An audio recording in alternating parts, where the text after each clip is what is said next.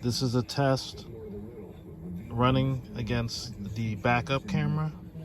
As you can see right now, this is playing the DVD because I'm not able to get the cable to work. I think the cable is broken, but you can see that everything else is actually functional because the DVD is actually streaming there.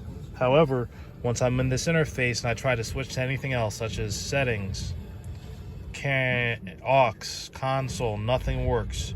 I cannot get out of here. I can't hit home. I can't hit back. It's stuck in this interface. The only way for me to turn this off is for me to actually shut the car off, because even if I press power,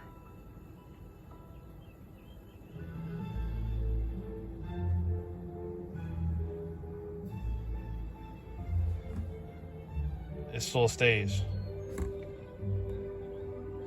And when it does reboot, this is what happens.